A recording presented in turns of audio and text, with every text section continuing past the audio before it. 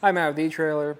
If you have a 2025 Ford Maverick and you're looking for a rack that's not only going to be super compact on the back of your vehicle, easy to work with, but also be super compact in your garage too, then I think the Thule Epos Bike Rack is going to be a great option for you. So let's check it out. So let's focus on how this is going to interact with our Maverick first. So back here, you can tell we have enough space to squeeze in here, grab anything that we need. But it's not a ton of space. So what we can do for that is tilt this back. What's nice about this is going to be a lever right here. I can press it with my hand or use my foot, and it swings back. And I will say this whole thing is really easy to move, even with these heavier bikes. And speaking of those heavier bikes, we can put bikes upwards to 75 pounds for one bike, or if you're putting two bikes up here, then your max capacity is going to be 140 pounds for them both, which is pretty impressive, especially for this tilt we get.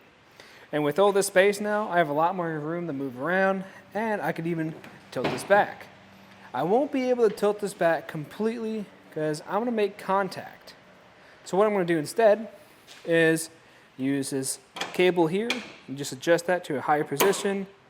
And in this position, we're gonna be able to open it up mostly, so if you are struggling with trying to grab or put something in your bed, you have a little bit more room to do so.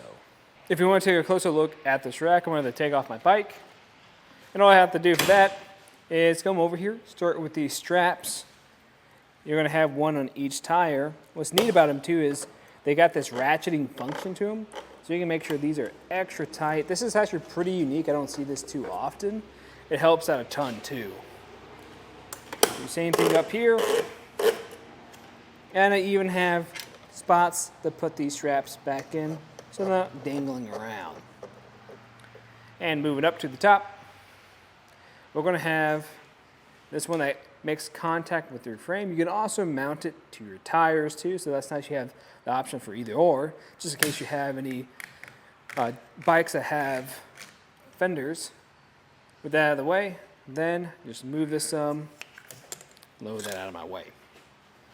And from here, I can just pick it up and take it out for a ride. So that's nice about this, that it's not only designed for those bikes with alternative frames, carbon frame bikes, but also those heavy e-bikes too. So it's super universal. Just make sure you put everything back up. And on here, you'll also notice you got this lock cord. That'll give you some extra security so no one can come by and take your bike. But let's get a few measurements to see how this is going to sit back here. The first measurement I'm going to get is going to be our ground clearance. So going from this pedal right here, that's going to be just about 23 inches, which is plenty of space, especially if you're going up those more steeper inclines like a parking lot or a driveway. You're not going to make ground contact. Now for the total distance of sitting away, this is going to be from your back bumper, a little bit over 30 inches, which is pretty common for a 2-bike carrier, but it's nice that we still retain this much space in between the carrier and our vehicle. It is something to think about if you're in those tighter spots like a garage though. Now typically you would be able to fold this up if it was the other bike carrier, but this one doesn't have that. And it does have another position. I'll show you what it looks like real quick. But this isn't meant for driving, because if you fold this up, it's really not offering us anything, because it's not even held into place. This is mainly for storage in your home. So let me put that back down, and we can talk about what it's going to block on the back of the vehicle in this position. Like this, the only thing that is blocking is going to be that license plate, really. Some people might be able to see it from certain angles, but most part it's going to be blocked, and it will be picked up in your backup camera. It's not going to completely block it, but it is something to consider. So if you're worried about it, I'd recommend using either your back window or your mirrors. Now let's talk about how this is going to be held into place. So we're going to have this handle on the very back of it. What this handle is going to be your anti-rattle device. What's nice about this is you don't need any tools to use this. You just turn it with your hand, and it's going to have a lock cord built into it to give you that extra security, and it's going to be use the same key system as that other lock I pointed out earlier. And if you move up front, you'll notice this is going to use an 1.25 inch shank, but the way this is going to fit into our 2-inch receiver is going to be with this 2-inch sleeve adapter. So it can fit into your 2-inch receivers and your 1.25-inch receivers. So that's pretty nice. And finally, we're going to have this hook that comes off to the side that goes into your pinhole. Just pull on that when you're ready to take it out and lift up on the carrier. You're going to have a handle on here to make that process easier.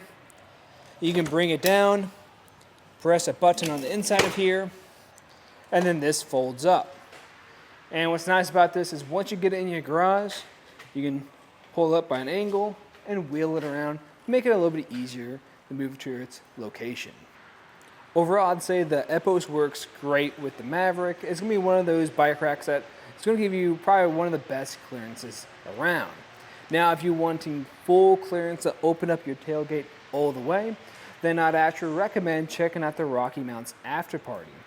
That one's going to use a little bit of a different method of holding your bikes down. It's going to use a dual arm that just attaches to the tires.